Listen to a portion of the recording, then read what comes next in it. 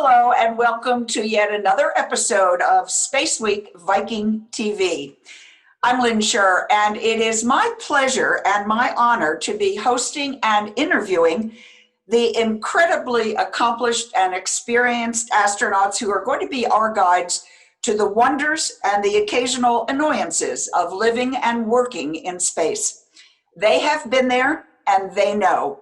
And they are much honored for their service and their courage. And now they're going to share that very privileged knowledge with all the rest of us. Let me briefly introduce each one. First, the woman responsible for getting us all together and for keeping the flame burning, Dr. Anna Fischer. Viking knows her as the godmother of the ship Viking Orion. Anna was one of the original 6 women selected as NASA astronauts in 1978. And she made additional history as the first mother to fly in space. Anna's post-shuttle career at NASA included work on the International Space Station and on the Orion exploration spacecraft. Anna has lived in space for 8 days. Our next Fisher, sorry, I'll let them tell you the Fish jokes when we get there. Our next one is just retired Colonel Jack Fischer. Jack launched on a Russian rocket to the International Space Station in 2017 and performed 2 spacewalks. After 9 years at NASA, Jack returned to the U.S. Air Force to work with its Space Command. He is currently in the private sector with Collins Aerospace. Jack Fischer lived in space for 136 days, and he was outside of the spacecraft in actual space during his EVA for 7 hours. Dr. Richard Linnehan is a veterinarian who has applied his work in life sciences to research on applications in space. Rick flew on 4 shuttle flights from 1996 to 2008, and from them he did 6 EVAs or extravehicular activities or spacewalks. Today, Rick is working with NASA's Human Research Program, and he joins us, just like Anna and Jack, from Houston. Rick lived in space for 59 days, his spacewalk time, 45 hours. Finally, Barbara Morgan got to space after a career as a public school teacher in Idaho. She was the backup to Krista McAuliffe for NASA's Teacher in Space program. When shuttle flights were suspended after the Challenger explosion, Barbara returned to the classroom but submitted her application to become an astronaut. She got there in 1998 and she flew in 2007, helping construct the International Space Station. Today, Barbara joins us from Boise, where she continues to work with educational programs. And Barbara Morgan lived in space for 14 days. Welcome to all of you and to our wonderful audience. And by the way, we know you have questions and we will get to them during the course of the interview and after we're finished as well.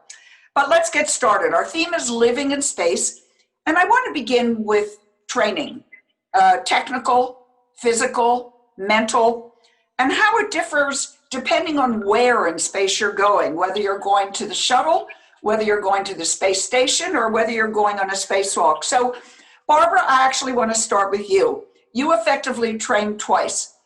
Once when you were the backup to Krista, and then later with your own crew for the shuttle.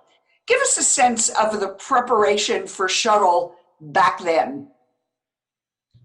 Well, back then I wasn't training as an astronaut. I was training as a citizen in space or a space flight participant. And so our training for that was really to work on the education activities that Krista was going to be doing in space, and to learn as much as we could about the space shuttle and what we were doing in space at the time to share with students all over the country. And we were also training to make sure that we were good, safe crew members and not getting in the way of our astronauts on board and the work that they were doing. So how about though, Barbara, as a citizen and a citizen in space, what did they tell you about what to expect about flying?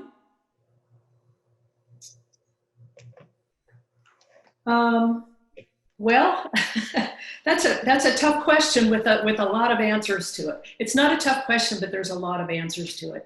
So You learn, and you do this as a beginning astronaut too, what it's like to be weightless by flying on an aircraft that flies a series of parabolas up and down, where you experience weightlessness as you go over the top of the parabolas for about 30 seconds a shot. And we also fly in high performance jet aircraft, the T-38s, where we learn how to be good crew members with communication and aviation, but also to experience high Gs so that you understand what the Gs are going to be like when you launch into space. So Rick and Jack, you two both hit the trifecta, shuttle, station, and EVAs. How does the training differ from all three? Rick, you want to start? What's the difference in the way you're taught to adapt your body or what to expect for all three of those things? Well, good question, Lynn. And I'm going to let Jack extrapolate on the really long duration, because my longest time at any one shuttle flight was about 20 days, 19, 20 days. But even within that time period, and I think Anna and Barbara will attest to this, you notice big differences in your body, specifically your muscles, in terms of how much they atrophy in your legs. You have a fluid shift that occurs once you go into a micro G, zero G environment, which just means that the fluid in your body, which is normally held down in your legs by gravity and your heart pumps it around. If you've ever seen those kind of simulations where a fluid floats in a big sphere in zero G, well, if you can imagine in your body, that fluid wants to do the same thing. So it kind of shifts up into your upper torso and chest and head. And everybody who goes into space feels really stuffed up. They have like a massive head cold for a couple days, and you're on Sudafed or Afrin, and you're taking Motrin or aspirin for the headaches. And it takes a few days to download that fluid, get rid of the fluid you don't need. And eventually, even for a period of a couple weeks, you'll come to some type of steady state where your body adapts to that environment and you feel better. And then you can go about, your daily chores like EVAs or working. But for someone like Jack, who spent a lot more time at one time in space, I'll let him talk about that. But there's a lot of things that they did up there that don't happen on a shuttle crew in terms of exercise and other metabolic kind of things that they do to stay healthy on station for long durations. But before I let we go to Jack, which I do want to do, how did they train you, if at all, to deal with that fluid shift? Is there anything you can do on Earth to get ready for that? There really isn't. I mean, people ask that about EVA, how do you train to be in zero G? And outside of flying for maybe 30-second parabolas on the Vomit Comet, where you're basically going in, like this, up and down in an airplane, you're floating and all that, you're not going to get any long-term training in zero G. The closest you can come to that is when you're training in the pool at the Neutral Buoyancy Lab in Houston in the EVA suit, the EMU, where you're neutrally buoyant. So you're actually floating underwater in a water column and you're weighed out. But even then, you still weigh what you weigh. The suit is like 350 pounds, and you're just fighting all that. So there's really no way to train. You train as close as you can to the real thing. And then when you get there, it's like, so this is what it's like. And you kind of remember everything that is important, and you kind of get rid of everything that was negative training, and your body just learns to exist up there.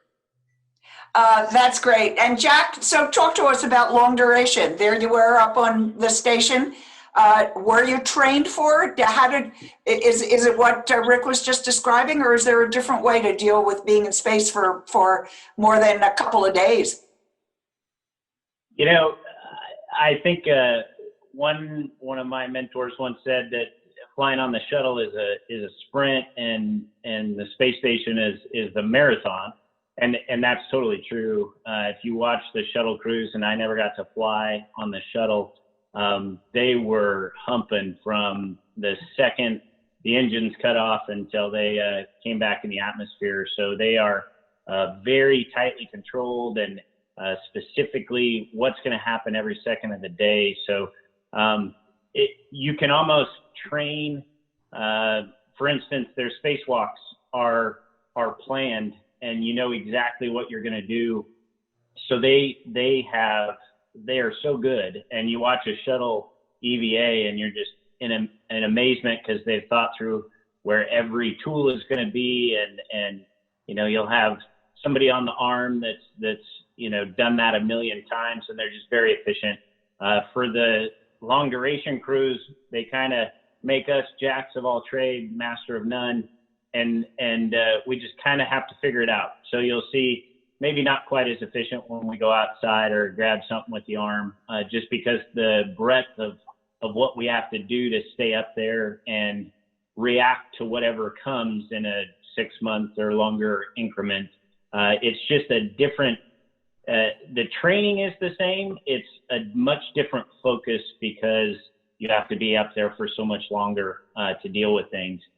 Rick was mentioning about physical impacts that you have in orbit, and you know, we've gotten very good because we're trying to get better at keeping the human body and the human system working all the way to Mars and back.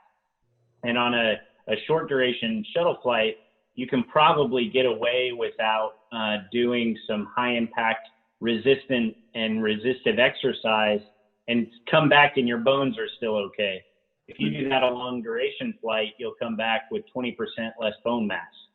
So we are militant about 2.5 hours of working out a day, vitamin D supplements, and understanding shifts in vision. You know, Rick talked about what your blood wants to do. Well, it floats on up into your head, makes you stuffy, but it also squishes the back of your eyeball and can permanently change your vision. So understanding the effects and who and how those effects are going to manifest across the crew is a big part of long duration flight, and it's what we spend a lot of time on. And this is so different, obviously, from the kind of training you had, because when you flew, they didn't know that much. The shuttle was new. Yes, there had been other shuttle flights before you, but once you were in the shuttle and once you got into orbit, what did you feel? What did it feel like to you to be in microgravity at that point? Well, first of all, let me just say that, you know, the training when I flew was far less mature than the training that I saw for a lot of my colleagues later on. But that was also one of the fun aspects because, for example, on our flight, we were going to bring back these 2 huge satellites that no one had ever done before. And basically, we worked with our trainers and our flight controllers to help develop the concept, the procedures, and so forth. And so in a way, that was really fun. We were given really a lot of responsibility to participate with. So that was just a real difference that I noticed from talking to what Barbara and Rick and Two Fish are saying. But, you know, once you got on orbit, again, you just talk to all your friends and sort of know what to, try to mentally know what to expect. The thing that I remember most about adapting to weightlessness, and I've only heard one of my other astronaut colleagues describe it this way, Karen Nyberg, and she had almost the exact same reaction I did, which was, you know, for about 2 days, you don't feel really great, or at least many of us don't, and I certainly didn't. And you try to stay oriented in the same way that you did in the training in a 1G environment. You don't try to go upside down or do anything that would make you feel sick. And about the 3rd day, I felt great again and was ready to eat and really felt like I was starting to adapt. But it wasn't till the 4th day that it was like a switch went off in my brain where all of a sudden, wherever my feet were, that was the floor, and whatever was above me was the ceiling. And it was a real dramatic shift, like I describe it, like a switch being thrown. I don't know if other people felt it, but like I said, I was listening to an interview with Karen Nyberg, who was one of the women astronauts who flew much later. And it was very interesting to hear her describe it the same way that I did. I have to say that two extreme comments that I heard when I was covering the program. Sally Ride always said famously, it was the most, after she returned from her first mission, it was the most fun I think I've ever had.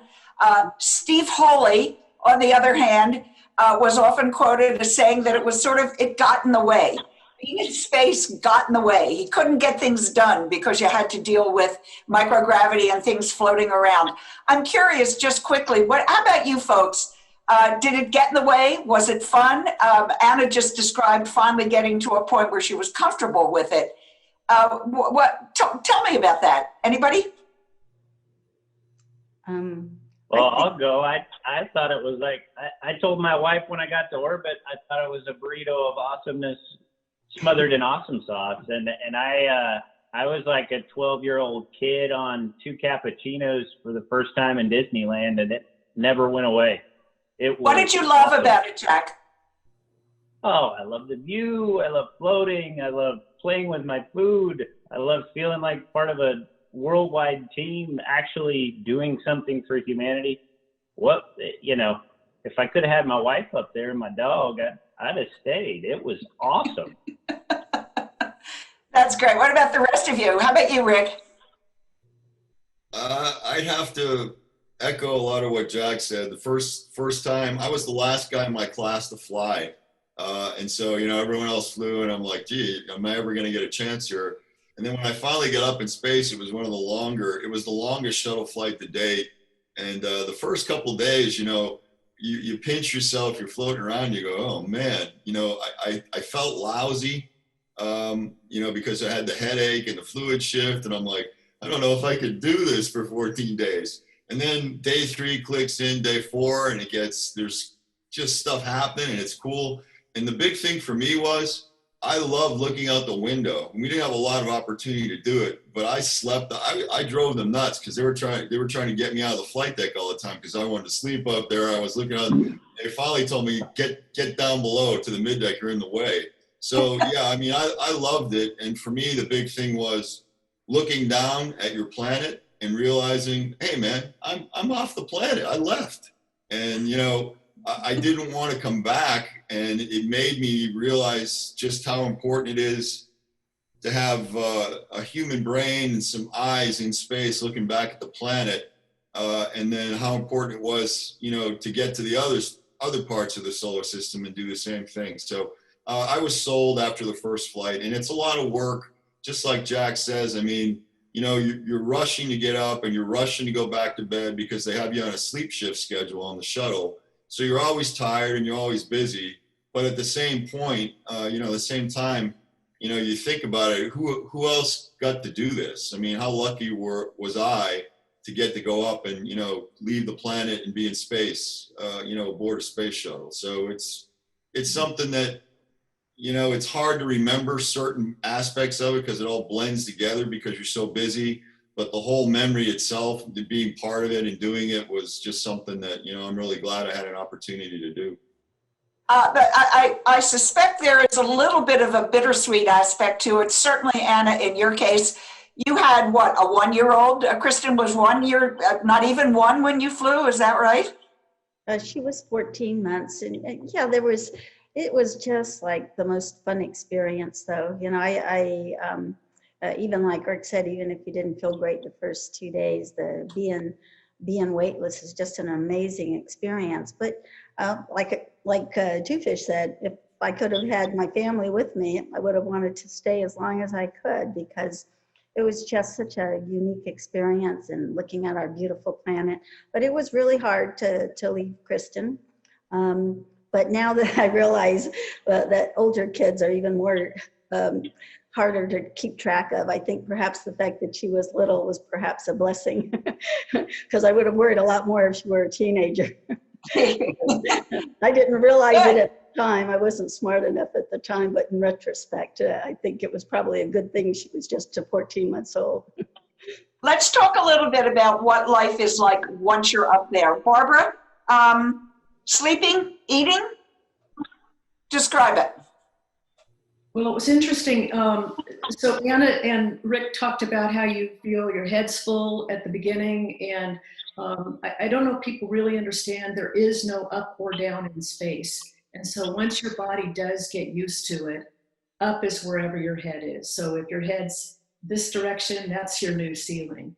And one of the big surprises for me, all crews, when they come back, we spend time sharing with each other. And I think Anna mentioned this, some tips and what it was like. So we share as much as we can with the rest of our colleagues to make sure everybody has a chance to understand before they go up.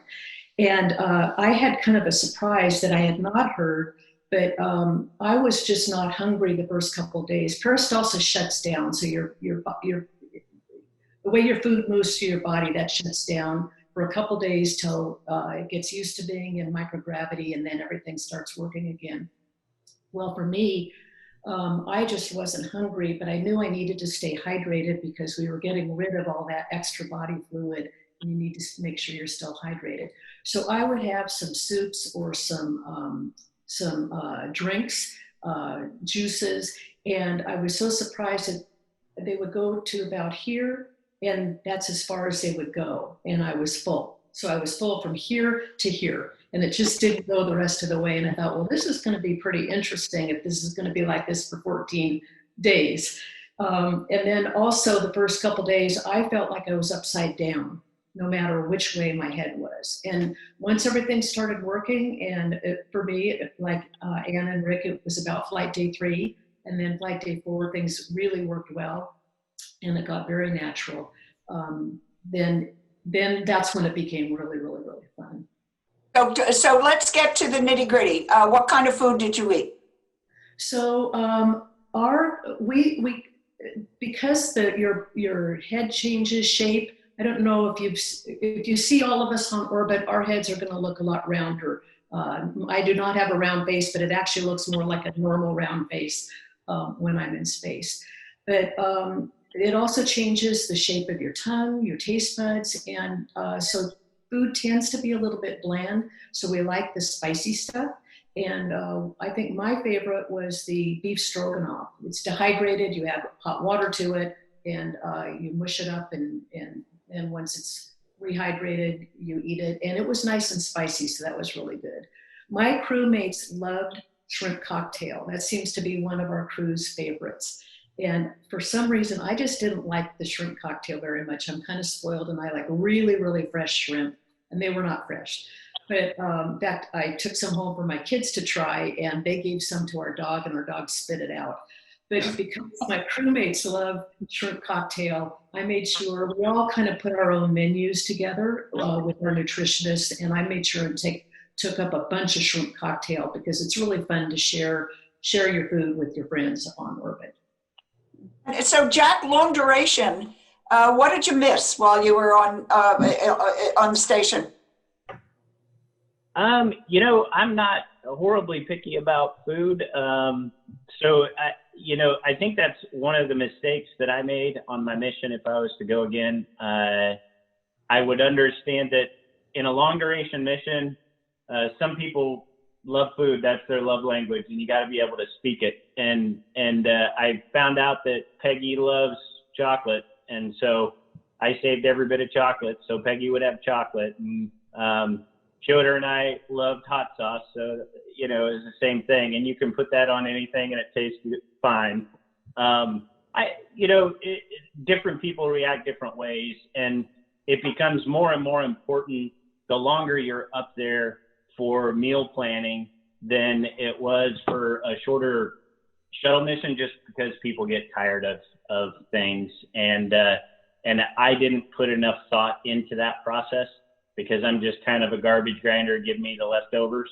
But you're not up there alone, and you want to make sure that your crewmates are getting taken care of too. So I could have planned better so that they would have had more of the things that they liked. And that was an important lesson for me.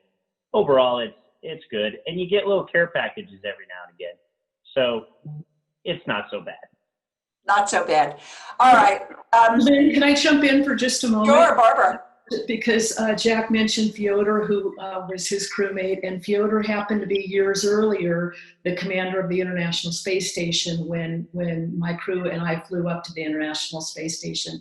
And a couple weeks before we took off, we got a call from Clay Anderson saying, "Hey guys, can you please bring up a bunch of Kona coffee because Fyodor and love it." And we've run out. So we took up a bunch of Kona coffee and we kind of packed it into 2 bags because it sounded like Clay was the one who really, really wanted it. But so we packed it in 2 bags so Clay could share one with Fyodor and Oleg and have one to kind of stuff away for himself. And this is an example of how wonderful these crews are and how working together makes such a big difference. So we got up in orbit and handed Clay those 2 bags, floated over with the 2 bags and said, we kind of explained why we had divided up into 2 bags. And Clay said, well, thank you very much, but they're both going to Fyodor and Oleg, which was terrific. Yeah.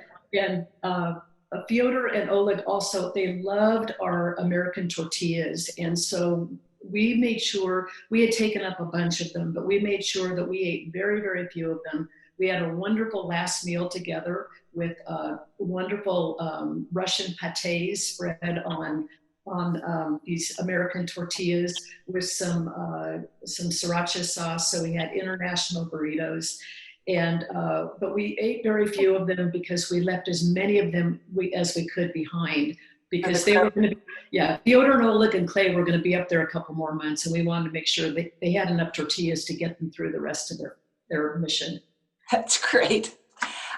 Okay, so we all know that the first question most kids ask when you guys go out on tour is, how do you go to the bathroom in space? Who's got the best routine for describing it? Very carefully.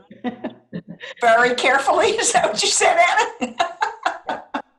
So Sally used to say, it's easy, she said, it's like sitting on a vacuum cleaner. Oh, I disagree. It's not easy, but it is like sitting on a vacuum cleaner. Okay. And then a friend of mine asked me today, well, what do they do when they're up there for a long time and it gets clogged up? You fix it, right? Oh, yes. We had lots of problems. I was the plumber. So, Peggy would do more science because she's the scientist. And then I was the, plumber. I got pretty good at fixing that toilet, but you got to have it working. That's for sure. I feel as if I read something that they were working on a new version of a toilet for long duration for a trip to Mars. Is that right? Can you explain it? I can. My company built it. It's the new toilet it's a little bit more efficient, lighter, smaller, so that we can adapt it for putting it in the Orion vehicle for long duration missions elsewhere. And then it's more suited to female waste than the current toilet. So it's got a lot of new features and hopefully a next generation that'll make it a little more efficient pooping in space. Let's move on to something that is very relevant to today, and I know changed during the time from when Anna flew and Barbara and to you guys, and which is how you get your news from Earth. Anna, just briefly describe how you would get news when you flew in what are now the early days. Oh gosh, we really didn't get very much news other than they would print up a daily message summary that was printed. It wasn't, on a computer or anything like that. And if there was any significant news event that occurred, they might lead off with that. But basically for those 8.5, 9 days, we were pretty well isolated. We only had the air to ground loops. So we didn't get to talk with our families. We didn't get to do anything that was other than being totally professional. So that we really, we would ask questions if somebody wanted to know a football game or something like that. You really had to ask, but there was no no means of getting things yourself independent of mission control. So you really did feel very isolated in that sense, but you know, as Two Fish mentioned and everyone else, you're so busy on those on the shuttle flights that you really don't have a lot of time to think about that, or at least we certainly didn't on our flight. Rick, how about you during your missions? How did you get news? Well, it's like Anna said, in my first flight, we didn't. We got just a daily summary. We had one of those like thermal impact printers, you know, like an old fax machine, and it was noisy as all heck. And you know, I used to want to try and turn it off, and you go, no, turn it off. We got to have the daily, you know, the daily mail. So there wasn't much there, and you're actually asked, you know, hey, if something bad happens or something, you know, that's notable, do you want to hear about it or not hear about it while you're up there? So you're pretty isolated. And then as my flights progressed, the second flight, we had a little bit more bandwidth in terms of being able to talk to people and more time. The third flight, we had, you know, email, albeit very slow and very clunky. And then on the last flight where I was on station, you know, you had a satellite phone. You could make calls and talk to your friends and family at a certain times. You had email, so it was like you know, warp speed from what the first flight was. And Jack, it must have been by the time you flew your license. Tell us what did you have constant? I mean, could you watch television? Could you watch television news? No, we had rudimentary internet, so you could kind of get some stuff, but it was really painful to get on. We could upload, they could upload programs. So if there was like a football game or something you really wanted to watch, Mission Control would upload that, but certainly much better capabilities than when Anna flew. You know, it just keeps progressing, and I know they have better now. Where I called my wife almost every night, so that's, you can make phone calls. We had video conferences once a week, you know, different PR events, and they got up to 4 space to ground communication links, data channels. I mean, they continually evolve this station to be more of what it should be, which is a platform for science and getting more and more done and more efficient at it as we progress. So it just continues to evolve, and it's better than it's ever been and not as good as it will be. I must say, talking and certainly hearing Anna and Rick say that at the beginning you felt like you were isolated. How did living in space prepare you, if at all, for the isolation during COVID-19? What did you learn to help you, and what can you pass on to other folks? For me, you know, I think, the isolation, I think that it taught me to focus on what was more important to me, as opposed to the daily grind. If you have the constant contact with people and the constant barrage of news and information, you can use it almost as an excuse sometimes not to focus on the things that truly matter. Whereas when you have to choose, and you have to choose what data or what info or what you're going to spend that bandwidth on, for me, I always chose my wife, but you're going to choose stuff that's more important, and you're going to think about it a little bit more. I think that your interactions, and I hope that it comes out of this, because it sure hasn't seemed like it lately, but I hope that coming on the other side of COVID, we spend a little more time thinking about the interactions we have with people and make them count a little more. Understand that interaction is precious, and you need to put some more thought and care into how we treat other people. Hopefully that happens, but I'll let other folks talk. Anybody else have any thoughts about your time there? Rick, you were not only in space for a long time, you did all those space walks. And I know you're busy while you're doing an EVA, but you're also sort of on your own in a way. Did it, any lessons from that for what we're going through now? Yeah, you know, that's a good point. I hadn't thought about that with the COVID analogy, but if you wanna really be alone, picture yourself in your own little spacecraft, which is a spacesuit, floating in the pitch black on the other side of the, you know, when you're through the Terminator and it's black for 45 versus daylight, and you're in pitch black floating by yourself in a spacesuit. And that's pretty much probably as alone as any person's ever going to get. And I liked it. I got used to it. I mean, I really enjoyed it. And, you know, this whole COVID thing, I guess, has brought home the whole isolation. Jack picked up on it, talking about, you know, how people are treating each other.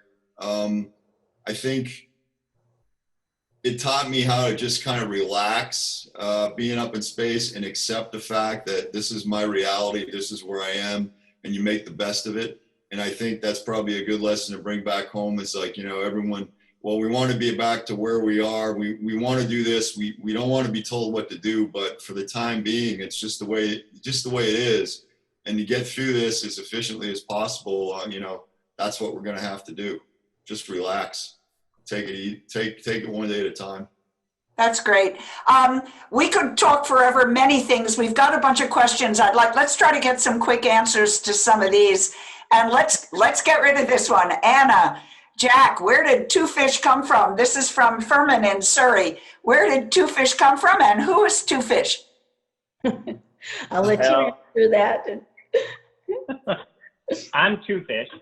So I was the second fisher in my first fighter squadron, and we go through a naming ceremony, and at the end of the naming ceremony, Dr. Seuss sounded funny, so one fish, two fish. I've been Two Fish forever, but then when I came to NASA, and I had always thought it was so cool, because, you know, you always creep on all the bios of all the astronauts, and I'm like, oh my gosh, there's a fisher. This is so cool. It's a sign. And then I got to meet her, and she's like the nicest, coolest lady ever. And we got to go up to some robotic arm training in Canada for a couple weeks, and we were partnered up, and the folks we were with started calling us One Fish and Two Fish, and so Anna is the one fish. She's the original fish. I'm just a strap hanger that followed along, but the one and only Anna Fisher. All right. Okay.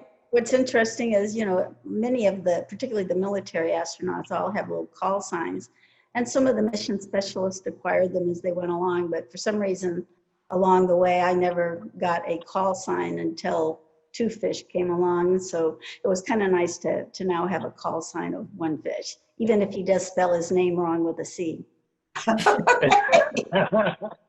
Okay. Question from Victoria in San Diego. Having said it takes about 3 days for your body to adapt to being in space, is it the same when you come back? What's the adaptation for back on Earth? Who wants to take that one? Well, when we came back, I felt like an 800-pound gorilla when we landed. And when you come back, you know, Rick mentioned the fluid shifts that occur. And no matter how hard you try to get rehydrated for entry, they wanted us to drink a bunch of these little cups of water and all this salt. And I knew if I did that I was going to throw up on entry. So I did the best I could. But when we landed, I was definitely dehydrated and very lightheaded. And so there's the immediate effects. When you first come back, you feel very heavy, unsteady. And usually most people are relatively dehydrated and so forth. But all of that stuff tends to go away rather quickly for a short duration flight. For a short duration flight, I would say that I was pretty much back to normal by the next day after I landed, certainly by 2 days later. It's a lot different for the long duration cruise. So I'll let the other folks talk about that. Jack, you want to do you're the longest duration we've got. It takes, it depends on the person. For me, it was about a month. And most of that is flexibility. You get better and better at shutting off your vestibular. So it's harder and harder to turn it back on when you come back. I was doing a test where you stand on this board and then, they move it around and you kind of surf on this little board. And then they said, okay, close your eyes. And because you're so used to using your vision to kind of map out the environment, there isn't much degradation. You get back and the next day you're walking, but then you close your eyes and you look like one of those little dolls where you press the button and they just fall down. Your body doesn't know what to do.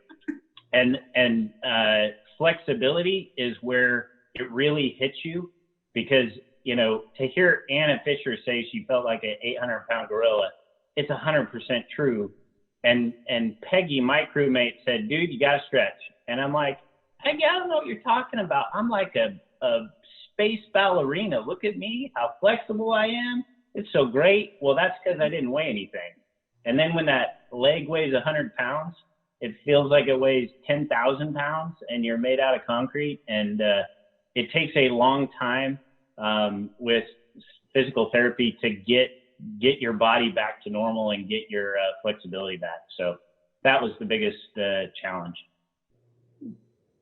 Let me move on. I know you all have great stories, but our time is limited. Theodore in Hamden, did the veterinarian have any animals with him in space, and are animals still brought in space? Rick, what can you tell us about the use of animals in space, what we can do for them, what they can do for us? Well, on my first flight, we did have animals. We had a cage, specifically manufactured cage, that's been updated and upgraded, that they fly on station, and later flights, they house rats, rodents. And for this flight, they basically just went along for the ride and lived in their cage while they were up there with us. And we monitored them and looked at them and made sure they were watered and fed, but left them alone. And then when they got back, they were taken over by the PIs, their researchers, and they were studied. For my second flight, which was Neural Lab, STS-90, and it's probably the most ambitious life sciences flight NASA has done to date, and maybe ever will, because we had a space lab and we had, I think the count was over 2,000 life forms on board. I think about 1,700 of them were crickets, and then we had 4 big primates that most of the experiments were done on. That's us, namely us. A lot of the experiments we had to perform were on us, which wasn't all that popular. We flew fish, we flew a bunch of mice and rats, and it was basically Noah's Ark in space, menagerie. And then most shuttle flights now will transport or fly, I think, rodents up to the space station or back. And so there's animals have a long history with NASA, actually. I mean, a little bit of history here. The first astronauts, American astronauts, weren't human. If anyone knows about project, there's a couple Air Force projects and all that, but the famous Ham and Enos, who were chimps that flew before we did. And a lot of the people at Holloman Air Force Base said when they got back, they actually did better than the humans did when they went up the first time. So there's a lot of history there with animals in space. And what we use them for now is to look at the same kind of processes, disease, metabolic processes are going on in people. Things happen a lot faster, so to speak, in space. In other words, if you become osteoporotic and you're, earthbound female in your 80s, a lot of that bone leaching and calcium loss can happen to an astronaut in a much quicker interval, like say if they spend a year in space. And so astronauts make great models, as do the animals we fly with them, even shorter time periods. And we're able to fly smaller animals for a higher experimental number of N to look at these studies. But a lot of the disease processes and metabolic issues that happen to people as they age also occur in astronauts and animal models in space. And so we're able to look at that and extrapolate out and use those as disease models to maybe help people here on the ground with osteoporosis, vestibular problems, neurovestibular problems, nervous growth issues, all kinds of different things. So it's important. It's important research, and it continues.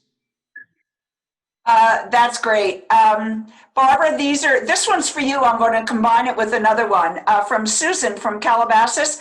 Wants to know how difficult it was to be selected as the citizen during the Citizen in Space program, during the Teacher in Space program. And then Timothy from Sussex is asking, do you think space tourism will really take off in a big way? So you came into NASA as not as an astronaut, wound up becoming a NASA astronaut. How difficult was that? And what do you think about the future for civilian travel?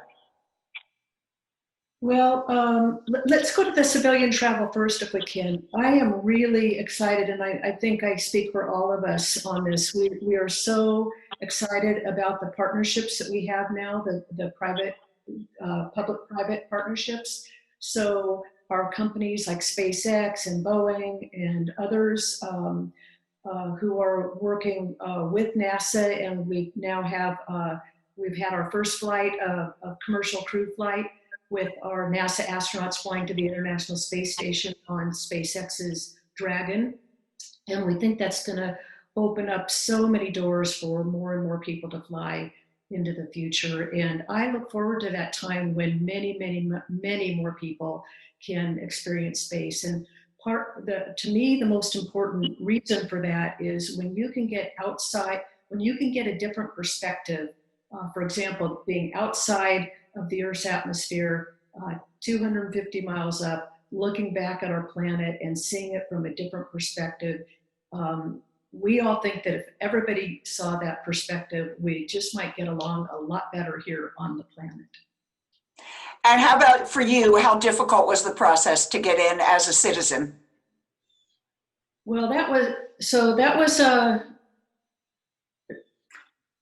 there were thousands and thousands of great teachers all over the country who applied for the Teacher in Space program. NASA chose the most wonderful person in the world, my friend Krista McAuliffe, to be our first and forever Teacher in Space. And there were a lot of great teachers. We were all pleased. It was one of these things like where we got together and we got to meet each other.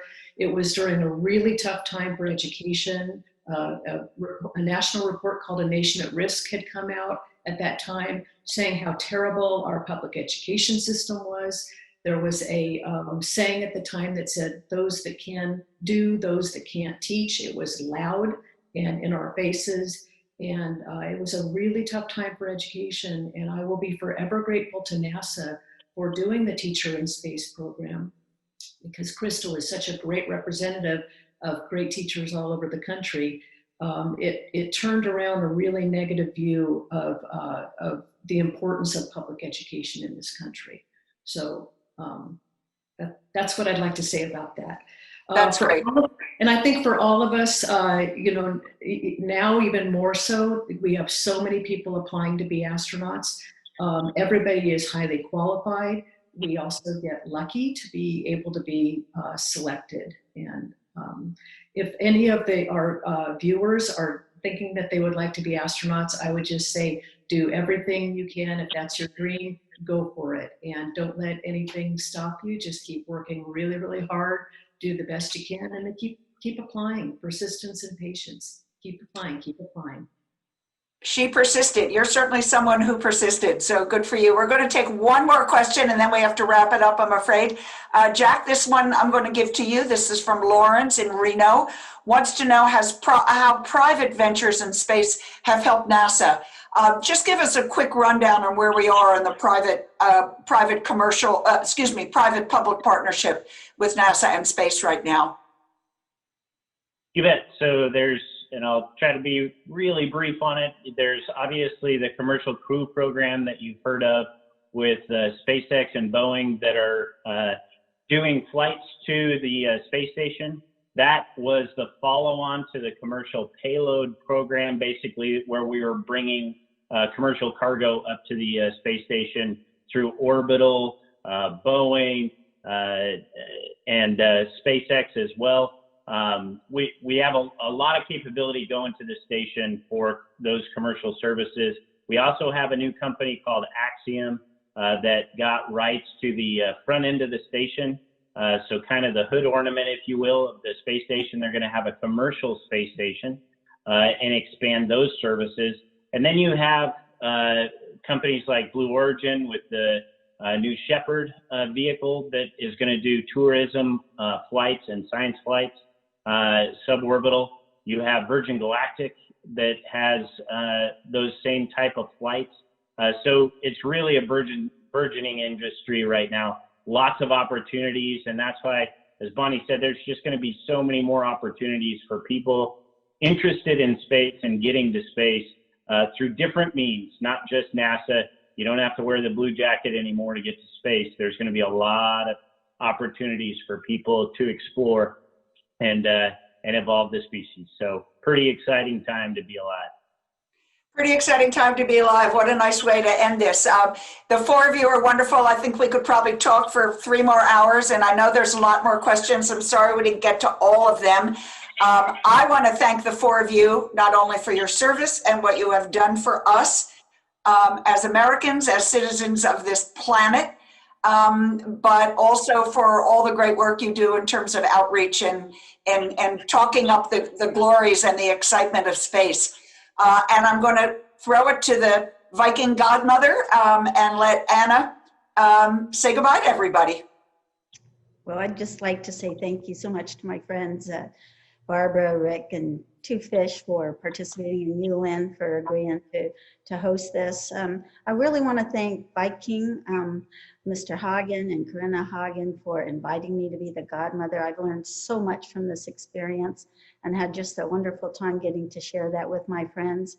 One of the things we didn't talk about too much today is just the international cooperation that it took to build the International Space Station.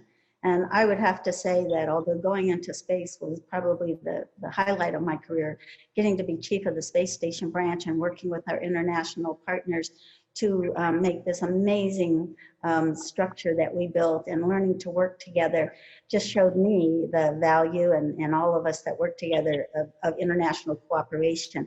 And you certainly see that on Viking ships with all the different internationals working together. I remember I challenged Mr. Hagen at the float out ceremony for the Orion that I hope someday that we'll see cruise ships in space.